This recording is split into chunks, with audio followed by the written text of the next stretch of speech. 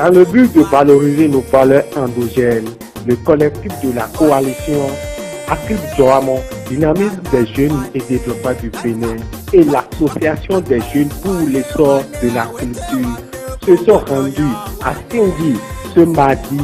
12 juin 2018 à 10h pour aller voir notre artiste Béro Jérémy, un talent de la musique béninoise. Écoutez un peu notre échange. Ok,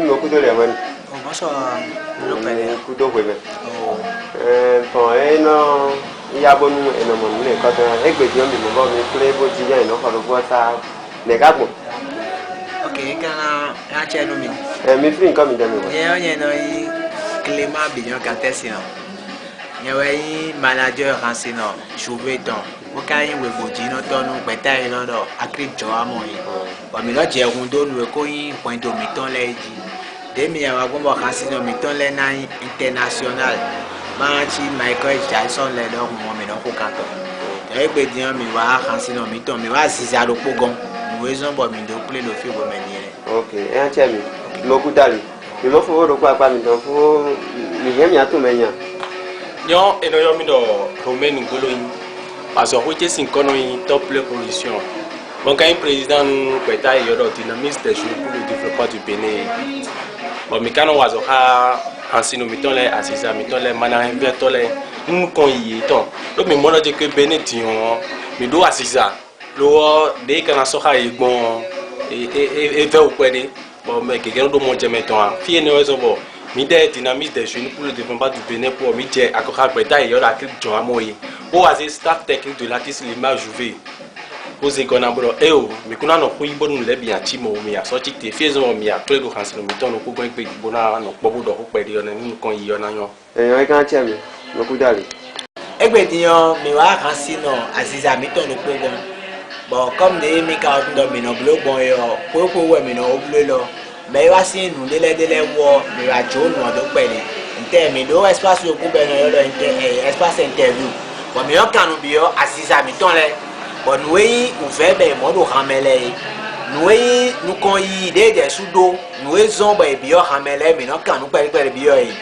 bon et nous mais quand nous on va mon père mais les chite dit voilà mais dans les ben et raison bon et mais va tenji pour raciner mais ton le pogon bon mais quand là jo raciner des sous-dos mais quand on peut les bien sous présenter des bon maintenant développer nous éco nous beau chef nele donc nous avons mais nous filles quand il là médine ok Rancino nous coup de les nous oh mais le coup d'affaire de nous mais oh il a tenu mais va pas mais va comme ton il n'a pas chamé et nous va nous beau pas chamé oh nous est bon mais qu'on en bloque tebe mais si empêchement de les voir nous va noter même nous dominant les belles. Donc nous sommes mais c'est tout maintenant. Bon, mi hem ya tu nkoti. Ira no akwan gang pe ko Jérémy. Bon, ransino nkoti Jérémy pe ko on a donc présenté yende abi. Je suis directeur d'établissement La Sagesse Divine. À ce point de la Sagesse Divine. Peinture, décoration, sérigraphie, imprimerie générale. Je suis le DG de ce centre. Donc, mon représentation clé moi et non, maintenant c'est rameton les. Maintenant c'est mon bon c'est. Bon, ben t'as mettons là, et bien mais on a bon à tout mais il moi mais on a tout mais. Et mes collègues bon dire moi j'aime non c'est bon. Bon, rang kai nous mine mi ka be rang bon. Bon, d'abord c'est toi, il y a un petit rendez-vous. C'est toi, il y a semaine, tu as un niveau de aller au lycée. Le lycée est beau faux. Alors nous avons qu'on est fit dans le lycée, bon, on atelier, on peut apprendre, tu l'as appris, tu as bon, atelier, tu as une fille qui est là. Bon, pour la sortie, tu vois, tu as souvent. Dame, moi ils sont meilleurs dame de bois. Moi j'ai dit on a d'autres acteurs bien les débouts d'intro ni à lien. Au bout d'un peu ça mais on dame de bois. Doit vraiment sentir du cuir. C'est que à ton famille quoi. bon quand do wiwa bon kaka bon do nous on finissing 2h kaka be ko 4h30 mon kaka 5h na ho kan sia papa no somi kan do wiwa mi gbere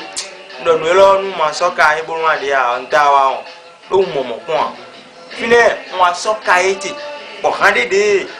wiwa mi le je kan laji bon no mo refrain bi bon no mo couplet bi bon no le ti bi bo nso bo won bi pi bo mo en pa han ton pe ne gbe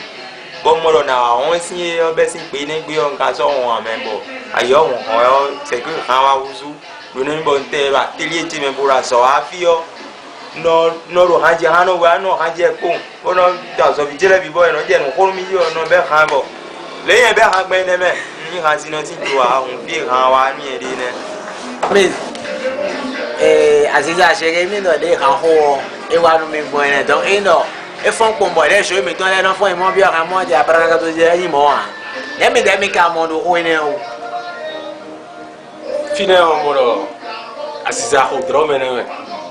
Aziza ho drome bo ndo Aziza ga ho drome ko no ndo e wa nu e je wo yo asi won ado do ho pizan de je ke ayo a ho gba mi mo mi awon mi kun ka won to yin wo e na do fe na mi ko wa e nu be na do fe na bo no ka bi Aziza wa no te eni gbero po mi do kan gbe bo nu ko ni ko c'est bon c'est à l'heure qu'on connaît artisan et on y va nous et non dolia mais les soins non déclin bon au climat ouais t'es poelo beaucoup d'autres ans gbero tona no gudo to ebo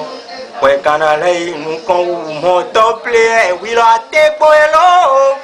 mi beaucoup d'autres ans kaka bon gbero tona no gudo mi tombo mi canalé nous quand mon projet les do paro to me ficho ayika etan maman les nous combat nous et là et mi bolon Jérémie vous serez récompensés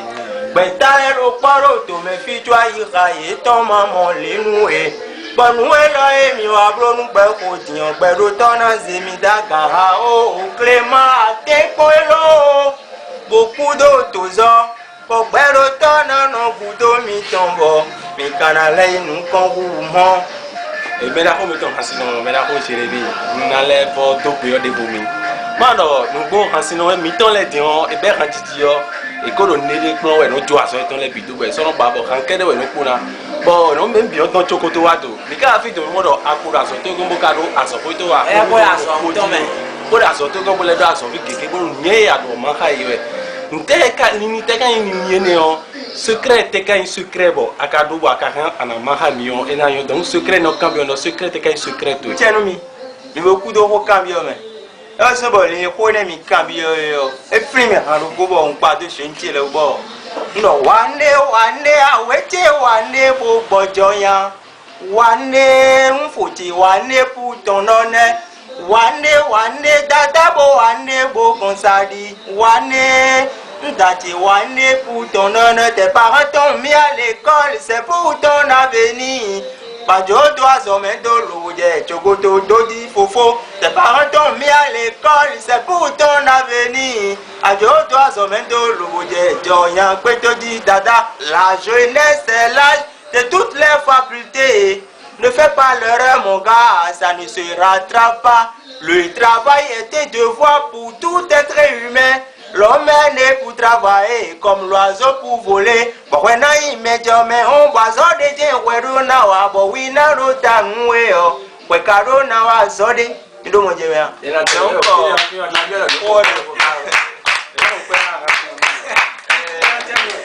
donc il y a bébé à ce moment que tu pas nous donc les tu t'allais mais faut que nous nous va pour quand sinon bien mais les quelqu'un bon va des moments dans chocolat do il y a fait donc à le président ba toi ou te bon envoyer quand oui e blo rancino ta mo da lo ta ene on do ka fulanu Aziza chere do fi Aziza forme lo groupe mo yo di lo so ton mo ene même bi yo Jérémie do de yo eni no mo ti o bi na rapidement mais là nous comprendre nous va est-ce que Jérémie on mi be han ti o ve tele mi ka o mo do kan si côté yo kan o ve tele mi de ka ko mo de me mele ko tro dagbe no de support parce que Aziza de pe bia e ma forcer nous en bon do ma o de suje na o e je ka boy na on soutenir me Balo bon me tole na de bona no do bona ko ko me bono na inu kon. Mais tu lo da gbe no le ko de tian. Mais le côté ne y constaté mon bon modo de trop loin jo et si mon donc moi sinon il nous doit être là on doit pas pour le moment où ben y santé comme il aura rien de wayo nous on doit mettre nous continue no anti bloya clément donc ko jina do clément donc président nous comprend quand yo monsieur Jérémie do nous sponsor de Jobona et ka filmer parce que nous mako de l'autre côté de Bonon Bloa et en jan Edouard lancement cabier donne dehors et alors ça vous dit là mais le dit en bleu jacket mais le dit en bleu poster mais le dit en non support bueno adon et sur métal projet télémicado donc ainsi mi be rendre projet de télémicolin pour nous dire que nos vies mi ton père vient na beran ti bona dire en ben projet télémicado mais OK merci. Donc, il y a un projet de une caméra projet 5 côtés. Nous, il y a un cerveau qui est la jeunesse d'aujourd'hui est bizarre. C'est que il y aura ça et support. Mais Jérémie je suis le prophète des réalités de la nature. Petit pour une petite génération qui est médias mais le nous connaît même le premier bon des autres pagailles sous quoi inconscient soit dominé bon on fait de n'importe quoi il y en a rien mais on a changé mentalité nous jeunesse béninoise vous me comprenez donc projet est on est rien de pour nous pour alors là si ça se voit nous ainsi nous compte au Béja ben quoi comme quoi il doit rentrer et un homme dit sorry mais bon cadeau sinon et na ko ikudo ti we abi e ko nu konti bo global support bo e do jeunesse le ran boali we bio e do e do esi hu do ni do bo ha mi we bo mini to akwa global mesu do ha me bo ti gbongbong bo te ton gbongbong bo nu e mana je to ji abi do to ji je we yo nu esi hu bio mentalité ne pere bo changer procédure ha pa yo e na nu bona marché. Donc, je vais changer la mentalité de la jeunesse béninoise. Donc, c'est ça. Ok. Et quand il mais nous comme nous jeunesse et mina do kholo kham to mana ko yebuna do khojo khoni be na monte mo biyo ede me na ka que mais nous comme nous miene pour jeunesse rien pour effectivement peut-être on doit oui ton boya et non celui de boya da et ton rien ya bo mi ja do ni lo kan me mi ano yo nko e to buna no suye na ma no do ni wa ka mi ano do ni ye ko ka bi ne nu kan yin go e che mi lonu yen e no ma pombo do le na do gbe ya o e no Jérémie wa ti tro bo kule ba kan ji do me nyen nyeja mais nko yo gbe ya on réclame le silence par le silence. Nous alba nous mendeniti les noueurs de ana do ko nous mais ogbonbo et na comprendre humblement parce que une parole prononcée avec humilité a plus de sens que 1000 autres. Nous mais on zimbidi o mais yere o soit na do ko jo ko ni bole so ko zimbidi ko et si comprend ya me comprend mais nous y a bien mais bi ko mero nous ko me gude ko yo ha to e ba ko to do yo fien bo de yo ile so ina no sele yo ko to ando yi do ko jo ko fi we de exactement donner risque ne personne aujourd'hui il n'est plus parmi nous mais on continue toujours et pour le côté de parce qu'il a dénoncé des réalités de la nature pour les potos dit que kadeti mi do mo je me ko jo ko anabo e no tami yo no ko indoa anabo zero fide bo wo za to no ko toji ko jo ko do bo e ga jawe sombo me lo kudo mi epo me nu ko mi epo ndai bi do e ni be do to han ton e na mo mbo de me bona ko do simplement et la tenue kala do ko ko na le camion ko po no ni na camion yo ni parti no na et donc mi mo no e be di no sponsor les côté yo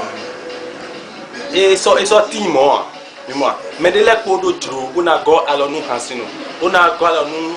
ko yi asinu yi ko ko de mais de le ka de bo e so no na mo bon tout côté de mi de ton tout de mi mo bo mais mi de mi ka po me do sponsor le alo go nu hansino de les côté yo nemi de mi ka poro mi mo no nu ne poro te to bo ko yi ka bi nemi ka mo OK no mi donu yen ko ne mi cambio yo ko jo wo mi le cambio bo clementon yen na ro po won mi do ko sponsor kun so ti egbe o e ka yan we e so ti nu bo ayi yan we mi me han si no le we so sponsor ma so le tian parce que exemple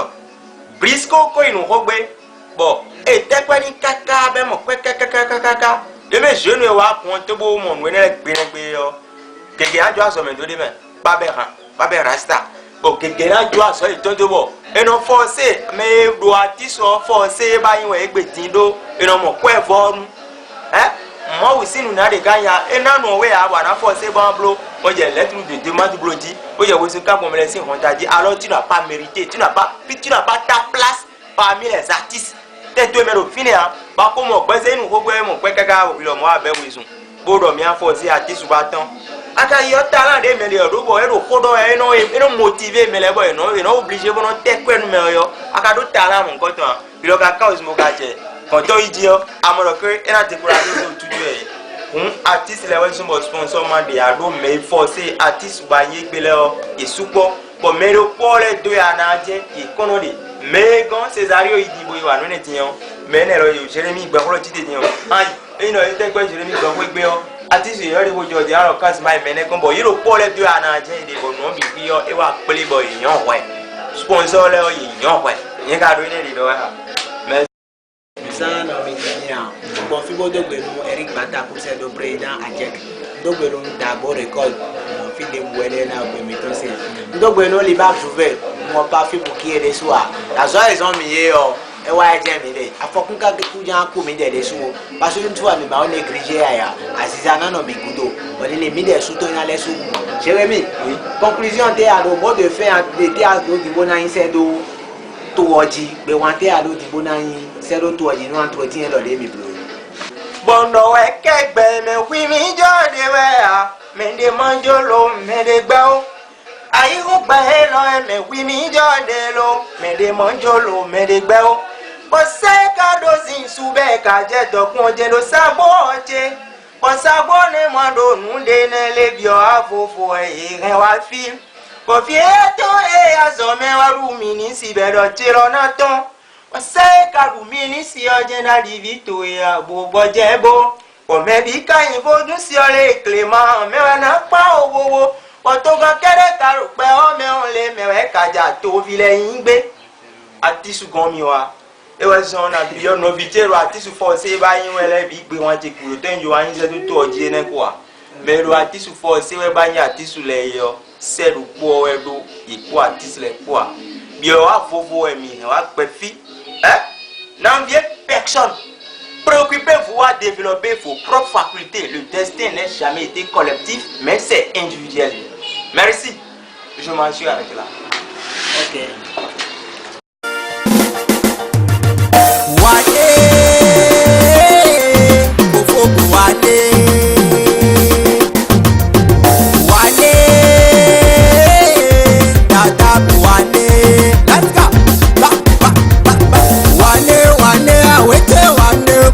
Yo